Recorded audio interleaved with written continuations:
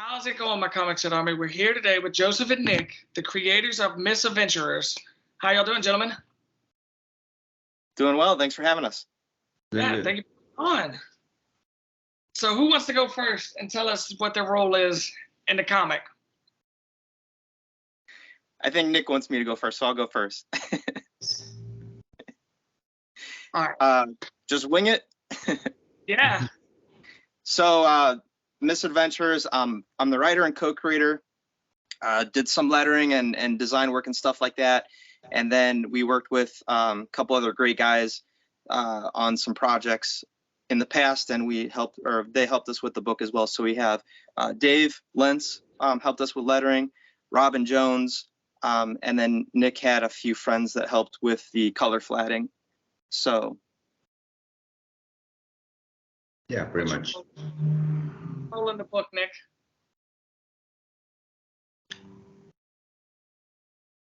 Sorry, what?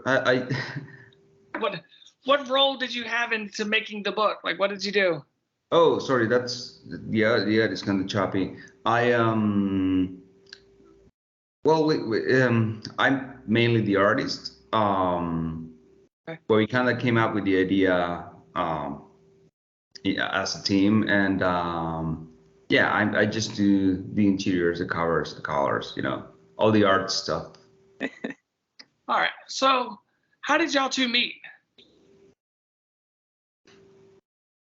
I don't remember. Nick, I think what Nick always posts like a bunch of great artist content on his Facebook page and stuff, and he was in a group, and I think he mentioned a project that he was working on, and he's also worked on a couple, I think, Source Point books, and he's worked with a couple other writers that I follow, and I saw his art, and I don't know what it was, Nick. It was another project I think you're working on, and Cody, like you said, there's something that just draws you in with Nick's art. It's the style, the expression, the colors, just kind of absorbs you. I was like, man, this is a guy I got to work with. So I think I just kind of followed his art for a while, and then he posted an old project that he had worked on, and he's like, hey, this is something, every now and then Nick will do that. He's like, hey, this is something I worked on 5 years ago, 10 years ago, or whatever. And I was like, and he's like, yeah, I'm trying to get my mind wrapped around the writing part. And I was like, I wonder if I could help, reimagine that project or bring it back to life. And so I don't know if I mentioned something on the post or I direct message Nick or something like that. I'm like, hey, you have any interest in rebooting this, revamping it, or, taking another look at it? Because it seemed like something that he liked, but he kind of, with creatives, we have 20 projects going on all the time, right, Nick? And just kind of like, how do you prioritize them? How do you put them in the queue to make sure you can do them and stuff like that? You got your paid ones, and then you got your personal projects, and then you got your collaborative projects. So you put them in all these different, kind of envelopes. And then as you free up time, you start working on one of those projects. And he's like, yeah, it's something I really like, but never got around to finishing. And I said, let's take another look at this. So we kind of started collaborating, looking at how we could kind of remake the character models. Nick, it pretty much everything Nick does, I love. I tell him all the time. He's like, do you like this? I'm like, of course. So we reimagined the characters. We breathed kind of a new personality and life into them. We got with an editor, and the Misadventures kind of came about. Nice. Did y'all kickstart it first before it went to Scout, or there was no Kickstarter? So we started pitching, right, Nick? We got the 6 pages together and the cover, and we had some good responses. We had a couple publishers tell us they wanted to publish it, and then we were about to sign with one of the publishers, and then over at Scout, I got in touch with Brendan, and I'm like, hey, you want to take a look at this project? He's like, man, I love it. He's like, did you guys sign with anybody yet? I said, not yet. He said, give it to me. I'll fast track it. I'll get it with our, editorial team, and I'll let you guys know within a couple weeks. And they let us know that they liked the project. And actually, we signed on with Scout right before they kicked off Scoot. And if you're not familiar with Scoot, it's like their all ages line. So they saw the Misadventures, and because it's all ages, there's no curse words or gore or anything like that. They're like, this would fit in line with our kids line, which is Scoot, which we're just kicking off. So if you guys want to be part of the Scoot title, we'd love to have you. So we're like, okay, it sounds good. It sounds like a fit for, Nick's style, the, all ages approach of the book and stuff like that. So we joined the Scout banner. And then if you're not familiar with Scout, what they do is they do a issue 1. It's kind of like a preview issue, and then they'll go straight to trade. And when we started this 3 years ago, I guess Nick and I always envisioned it being released as 4 single issues and then collected as a trade. So Nick and I talked and we discussed with Scout, and they're like, if you guys want, if you want to do your Kickstarter thing, you can do your Kickstarter thing for the individual issues. So we're going to kick off our first Kickstarter next week.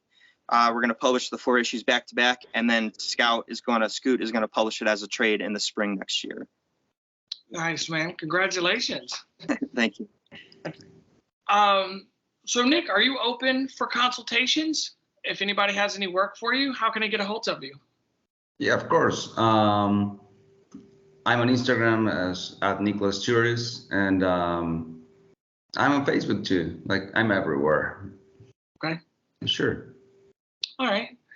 And you said next week. What time? What? We're looking at kicking off on the 30th, so next Saturday. Next. I guess probably around 10 or noon Eastern, 10 a.m. or noon Eastern. And then we're going to do like a flash campaign, like a 15 or 16-day campaign, so that we can get all of our 4 issues out and still give Scout time to solicit the trade paperback and everything. So we want to get all 4 issues in everyone's hands by August. Okay. And then I think they're going to solicit in Diamond and Lunar and Simon & Schuster in September, Nick. I think that was the plan, and then release in the spring. Nice. So if they don't back this Kickstarter, they'll never be able to get the single issues again? That's right. Yeah, for issue 1, they did that preview issue with Scout, so there's a different cover. We're doing an exclusive Kickstarter cover. And then issue 2, 3, and 4, will never exist outside of this Kickstarter, because they didn't do those traditionally. So the only ones we'll be doing traditionally will be the ones that we have exclusive to Kickstarter, and any additional ones that we print through the Kickstarter campaign. Are y'all going to be at any Comic-Cons? I know y'all are not in the same area, but have y'all ever planned to do one together? So our goal is to get Nick stateside, or I go over there, whatever. I think it'd be cool to hang with Nick, and obviously we can, both sign books and interact with. That's the ultimate goal, and obviously, I'd love to see this into an animated format. So just kind of, Nick's very easy to collaborate with, bounce ideas off of, and he makes your work better, right? So I always try to get Nick on a Skype call or, a Discord call, once a month or so, just to touch base. Pick his brain about things, and I think that's what I enjoy most about comics, just the collaborative effort, right? Me working or writing in a silo, it's not very fun. But getting to work with talented people like Nick, talented people like on the Heroes for Causes team, Donovan, and those guys, it makes you a better creator, because when you get to look at someone else's perspective and how they approach things, and you pick up the pieces that you love about that. And Nick, you can go into this more after I'm done, but your inspirations, if you want to share that with Cody, I told him, Jonan Vasquez with the Invader Zim, McCracken with, Powerpuff Girls, and Tartakovsky with Samurai Jack, all those, and then even Scotty Young, like how they influence Nick's art style.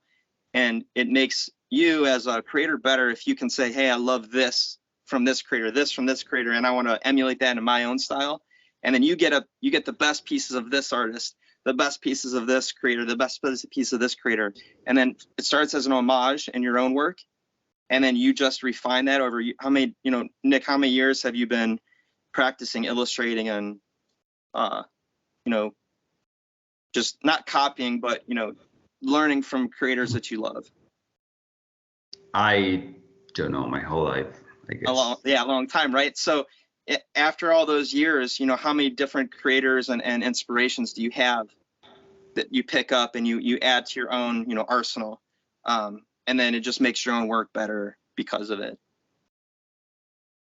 I do that like every day. So again, I can't count. Do you, hold on.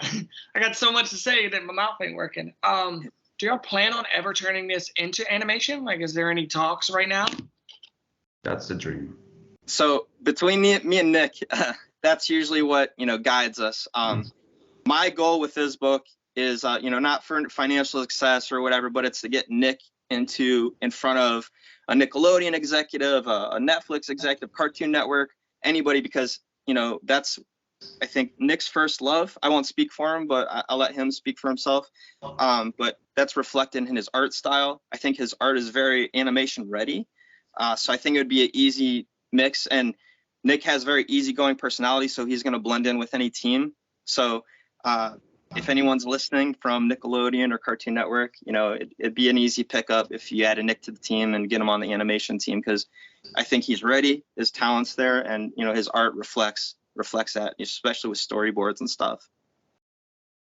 All right. So Nick, if you got that call tomorrow, Nickelodeon on one phone, Cartoon Network on the other, who are you going with? Well, I'm a Cartoon Network kid. I prefer Cartoon Network too. But we're not saying no to Nickelodeon. Right.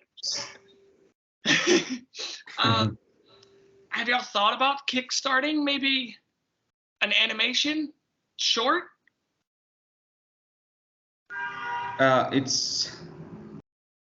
Maybe in the future, who knows, but it's not an easy thing to do, animation. Like, it takes a lot of people, a lot of time, and a lot of investment, and it's a bigger risk for Kickstarter, at least, than a comic. So yeah, it's a possibility, I guess. Yeah, I think the production time involved in every minute of animation, Nick, you might know better, but it's, for every minute, it's tens or 20s of hours, to get all the frames and everything like that in. And as part of our Kickstarter, we actually have a stretch goal, Cody. If we do get funded past that stretch goal, we're going to release a motion comic version of our issue. So if we get funded past that, if you go on the Kickstarter and you look at the preview video, I did a little bit of editing that kind of shows the beginning stages of it. Like, you can see lightning swirls and little sound effects in the background, and then we'll have a voiceover artist do each character. So that'll kind of help set the stage, I think, for what an animation could be. Because like I said, Nick, his art style is pretty animation ready. So a motion graphic artist could kind of take that, manipulate it a little bit, so you have little mouth movements, nothing too serious. Little background changes, winds, effects and stuff like that. So I think that'll help give people a taste of what the book could be like in animated format, and then hopefully get us to the next step, or at least conversations to the next step. And Nick, you said you worked with Source Point Press. What books did you put out with them? I did Franklin and Ghost with Garrett Gunn. Okay. We did 4 issues of the comic. It was pretty long. So yeah, that's Nice. Okay. And Joseph, this is your first comic ever? Is this one? Misadventurers? This is my first all ages comic.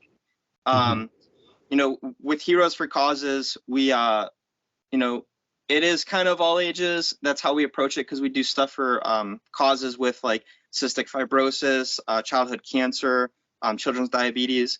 And then I actually started back in 2012 with a horror comic. I know we mentioned you were talking about your one friend's book a little bit earlier in zombie genre. So I started with a book called Only Human. And that was like a psychological horror, had to do with zombies. Walking Dead was very popular at the time. But again, that was, more of a silo approach, I think. And I think as I continued to create and want to write books and publish and stuff like that, I started to value more the collaborative process of comics. And so my 2 favorite projects, obviously, are the ones with Nick and the ones with the Heroes for Causes team, just because it's more than you're on a team. And I think that's what's appealing with animation. Like you literally have, I don't know how many people, like 10, 20, 30 people between the voiceover artists, between the production crew, the graphic artists, the storyboard artists, you know, the writers. You got a whole team. So when you're working as a team, all trying to move towards a common goal, I think it makes everyone better, and it, you know, it encourages you to make sure that you do your job well. So then you look well on everybody else, you know, that's on the team. So I know if this ever gets picked up in animation, both of y'all have to have a voice a character somewhere. I'd like to, Nick. Who do you have? who would you voice? Me? Yeah. I have a pretty I have a pretty heavy accent. I would have to voice someone particular to that. That's a good question, Cody. We might have to have you voice one of the characters. Yeah, that would be awesome. I would love to do it. Maybe I'd be one of the Viking boys or something like that. I don't know. And you said issue 1 is currently, right? So issue 1 is in print. That was like the preview issue that Scout put out. But all of the issues are completely done. All the lettering, everything. We have probably about 8 covers. This is the original cover. And then, you know Kit Wallace, Cody? I don't think I do. Kit did this cover. Nice. Kind of like it's like a I Hate Fairyland homage.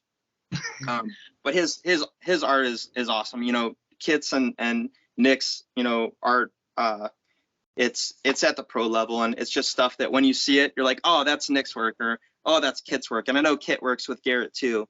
He's a good guy. He's over on the other side of the pond. I think he's in Great Britain or UK, or I'm sorry, I don't know what they call it now. But he's over there. And that's another person I'd love to have over stateside. If we can get Nick, you know, Kit over here, do a con all together, I think that'd be a lot of fun. That'd be awesome. Where can people are you offering signed copies? Can they get signed copies from either one or both? How will you work out? Logistically, that's tough because Nick is, you know, long plane ride away. So to get him copies and then to get them back, I mean, we could do it. It would just take a little while and customs and, you know, all that craziness. But yeah, we were trying to figure out a way to do that so we could have signed books. And I think Nick proposed a solution that he could sign stickers of the characters or whatever, and then do little mini sketches, and I could put the stickers on the books. I think he's done that before on other projects. But yeah, the logistics of pulling that off might be a little tough until we can get him over to a convention, and then we'll just have thousands of books, and Nick will be signing all weekend long. Yeah. Comic-Cons. Are y'all going to Comic-Cons anytime soon? Nick, do you have any planned? Well, I had, but the pandemic took care of that. So I'm trying to rehash those plans. We'll see. Okay. Yeah, up until 2019, I was pretty heavy in the, you know, the convention side of things, doing promotions and stuff for the books that I was working on. And then, like Nick said, the pandemic hit, and I actually ran Comicchatauthority, which was a listing directory online. And we had hundreds of conventions worldwide posted on there, and we were doing advertising, printing, and stuff like that. And then 2020 hit, bam, nothing. So just, you know, that's a project I was working on for 3 years. So to go from just building it up and getting a lot of traffic to nothing, you know, it was kind of a bummer. But yeah, a lot of my friends run shows or help promote shows. And I've got a lot of friends that have comic shops. So I got to get back out there and see those guys again, because it's like, you know, your buddies that you used to hang out with all the time, and then you haven't seen them for a while, or, you know, you catch them on Facebook every now and then. It's like, hey, what are you guys up to? Like, it gets boring living in your bat cave, working on comics all day long. I'm sure Nick can attest to that. It's nice to see a friendly face, you know, every now and then. So. All right. Well, thank you, gentlemen. That's all the time we got for today. Thank you for taking the time to come talk with me. Is there anything you want to say before we go? Nick? I hate going first. No, we love the book. We hope everyone gets a chance to check it out. Check out the Kickstarter we have launching on 4/30, and then we're going to be releasing these month after month, so you can get all 4 issues before August. Yeah, really hope you like it, guys. All right. Thank you, gentlemen. Thanks, Cody. Thank you, man. What? You mean you haven't subscribed to Comicchatauthority? Oh, come on, subscribe already. What are you waiting for? It's no big deal. Like, man, don't forget to tell him to hit that like button. Yeah, that too. Just subscribe.